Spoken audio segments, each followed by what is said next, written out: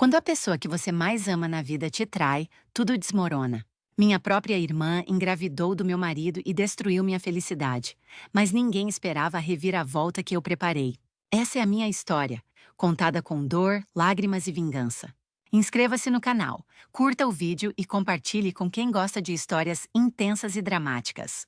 Meu nome é Nicole. Cresci acreditando que o mundo era simples, que o amor verdadeiro existia e que minha família era minha fortaleza. Tinha uma irmã, Camila, 2 anos mais nova, e durante anos cuidei dela como se fosse minha filha.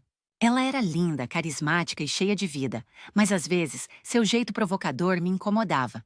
Ainda assim, eu a amava acima de tudo. Quando conheci Lucas, senti que finalmente minha vida estava completa. Ele era tudo que eu sonhara: gentil, carinhoso, divertido e parecia me amar de verdade. Nós nos apaixonamos rapidamente e logo nosso namoro virou algo que parecia eterno. Cada abraço, cada beijo, cada palavra dele me fazia sentir que eu tinha encontrado a pessoa certa para passar a vida inteira. Nosso casamento foi perfeito, pelo menos por fora. Camila estava sempre por perto, ajudando, decorando a casa, dando conselhos sobre tudo. Eu confiava nela completamente. Nunca imaginei que por trás daquele sorriso existia um segredo que poderia destruir tudo que eu amava.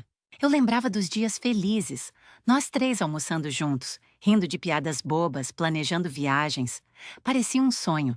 Mal sabia eu que o pesadelo estava prestes a começar. No começo, eram apenas pequenos detalhes que eu tentava ignorar. Lucas passava horas no celular. Algumas mensagens desapareciam antes que eu pudesse ler. Camila parecia nervosa sempre que estávamos os três juntos. Eu sentia meu coração apertar sem motivo aparente, mas me dizia: "Você está imaginando coisas, Nicole. Eles são sua família." Mas meu instinto estava certo.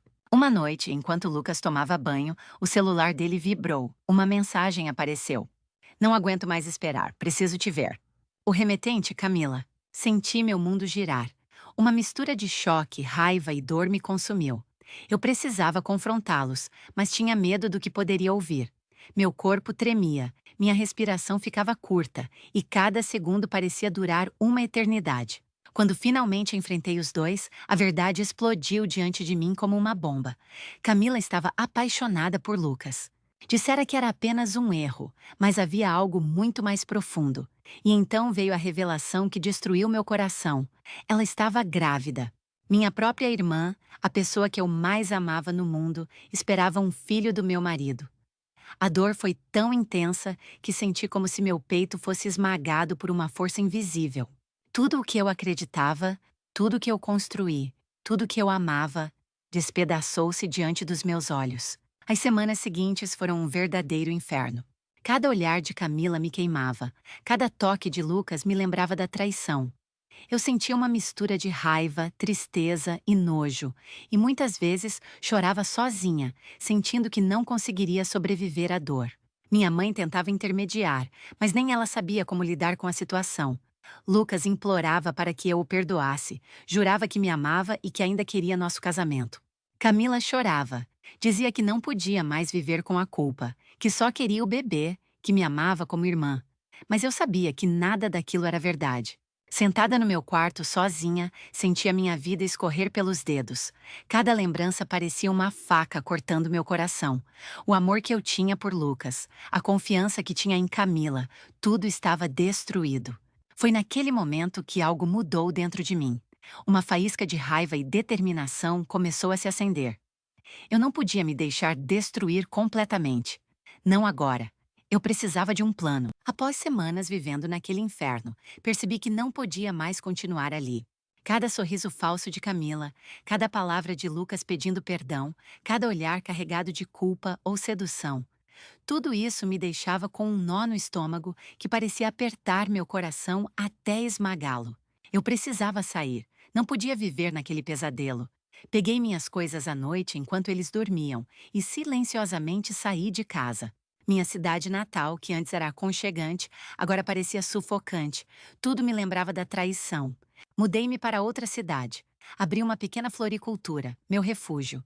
Entre flores e clientes, tentei reconstruir minha vida, mas a dor permanecia. Cada lembrança de Lucas e Camila era uma lâmina cravada em meu peito. E então, algo começou a mudar dentro de mim. A dor deu lugar a uma determinação fria e silenciosa. Não era apenas sofrimento, era força. Eu sabia que um dia eles pagariam pelo que fizeram. Nos meses que se seguiram, comecei a me informar. Descobri onde Camila morava agora, como levava sua vida, quem eram seus amigos, como Lucas, embora morto, ainda estava presente nas lembranças dela. Eu precisava entender cada detalhe, cada movimento. Vingança requer paciência, estratégia, precisão.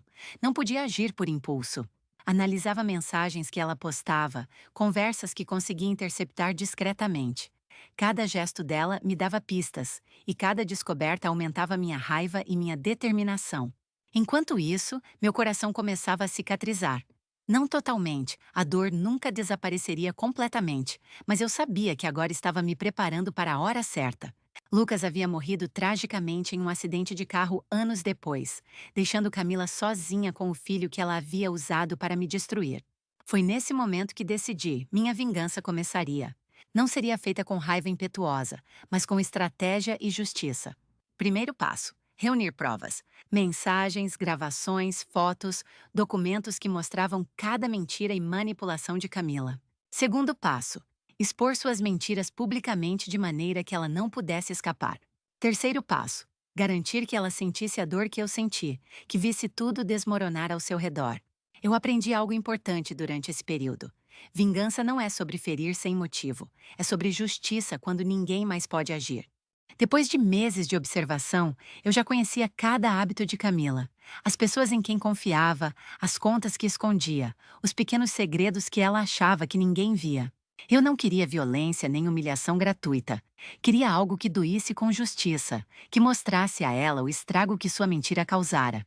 Passei noites sem dormir organizando arquivos, prints de mensagens apagadas, gravações em que ela combinava encontros, bilhetes rasgados que recuperei, conversas com amigas que mostravam o ciúme que cultivara por anos. Guardei tudo com cuidado, como quem monta um quebra-cabeça diabólico cujas peças só fariam sentido no momento certo. Recrutei aliados discretos, pessoas que ela achava amigas, mas que já haviam sofrido com sua manipulação, ex-colegas que se lembravam de atitudes estranhas, até um jornalista local interessado em histórias de traição e justiça. Expliquei a ele minha dor, mostrei documentos e disse que não buscava vingança vazia.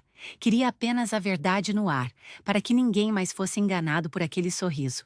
O que me impulsionava não era ódio puro, era a necessidade de limpar meu nome e a imagem da minha família. Camila sempre foi mestre em fabricar versões. Eu precisava derrubar a narrativa falsa que ela contava para todo mundo há anos. E enquanto montava a teia, sentia a mesma calma que sentiria uma cirurgiã antes de começar a operação. Concentração, frieza e um objetivo único. À noite, quando fechava La Floricultura, eu olhava para as flores e lembrava de quando Lucas me dava um buquê aleatório só para me ver sorrir. Aquela lembrança doeu, mas também alimentou meu foco. Cada rosa que eu vendia era um lembrete do que eu lutava para reconquistar. Minha dignidade. O dia da execução precisava parecer inocente. Enviei uma mensagem simples para Camila. Queria conversar, como se fosse um pedido de reconciliação. Pedi que trouxesse a filha. Disse que precisava vê-las. Ela acreditou. Sempre acreditou em mim quando eu pareci frágil.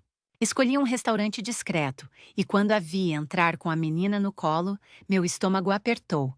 A criança tinha uma meiguice que me fazia lembrar dos momentos em que eu imaginava uma família que não existia mais. Por um segundo quase desisti. Mas a imagem de noites chorando sozinha me deu forças para continuar. Comecei falando baixo, com calma, como se quisesse apenas entender. Camila, desconfiada, sentou-se. A menina desenhava distraída à mesa. Eu a deixei brincar. Quis moldar a cena para que todos que lá estavam vissem. Eu, a irmã dela, oferecendo espaço para ir à conversa. Era uma cortina para a tempestade que eu traria. Abri um envelope e coloquei sobre a mesa os primeiros documentos. Mensagens, prints e uma gravação que havia conseguido. A voz de Camila confessando, em um momento de fraqueza, que ela sabia que a criança não era do meu marido, mas que preferira fingir para manter seu plano. Ela ficou pálida. A mãe da menina, sempre tão segura, perdeu o chão. As lágrimas vieram, mas não de pena, de raiva e de desespero. Ela começou a gaguejar, a negar, a inventar. A menina, vendo a expressão da mãe, olhou para mim com uma interrogação infantil. Senti o aperto no peito. Eu podia destruir aquela cena ali, arrancando a criança daquele colo e gritando a verdade para todos. Mas sabia que precisava de algo maior. Precisava conjugar a humilhação de perder não só a reputação, mas o suporte social que ela conquistara com mentiras. Enquanto ela se enrolava em desculpas discretamente, amigos que eu tivera cuidado de avisar, pessoas do jornal, colegas e antigos vizinhos, começaram a aparecer, como que por acaso, atraídos por mensagens anônimas que eu havia deixado. A mesa se encheu de olhares curiosos. Camila percebeu que a situação escapava do controle. O coração dela batia tão rápido quanto o meu quando planejava cada passo. Eu não queria sangue, queria que o mundo visse a teia que ela havia tecido. Aquele encontro virou notícia local. Não por sensacionalismo vazio, mas porque a verdade tem peso. E quando a coloquei nas mãos de um jornalista que sabia tratar a matéria com sensibilidade, a história ganhou credibilidade. Publicaram não só a gravação, mas também entrevistas com pessoas que confirmaram padrões de comportamento manipulador. Não precisei caluniar. Os próprios documentos falavam. A repercussão foi implacável. Amigas que antes a defendiam passaram a evitar telefonemas. O emprego que ela ocupava com tanto orgulho, resultado de favores e redes que ela manipulou, ficou em risco. Até a mãe, desolada, começou a questionar os anos em que fora enganada. Camila tentou reagir com raiva, com pedidos de desculpa, mas as desculpas de quem fabricou uma história para destruir outra vida soavam vazias. A filha, meu maior dilema, tornou-se o centro do conflito público. Vizinhos comentavam, pessoas apontavam, o silêncio da rua parecia pesado quando eu caminhava por ela. Eu recebia mensagens de apoio, mas também olhares de julgamento. Alguns diziam que eu exagerava, outros me abraçavam como se eu tivesse sido libertada de um pesadelo coletivo. Era uma montanha-russa emocional, mas no seu topo eu via a face de Camila reduzida, tão humana quanto eu havia sido. Numa entrevista transmitida ao vivo, Camila desabou. Entre lágrimas, acusou-me de ambição e crueldade. Mas então, algo inesperado aconteceu. Uma antiga amiga dela entrou na transmissão e disse o que sabia. Mostrou prints e datas que só alguém que conviveu com Camila poderia ter. A máscara caiu de vez. A vingança não foi um golpe espetacular. Foi uma sucessão de pequenas verdades colocadas em sequência até formarem uma explosão inevitável.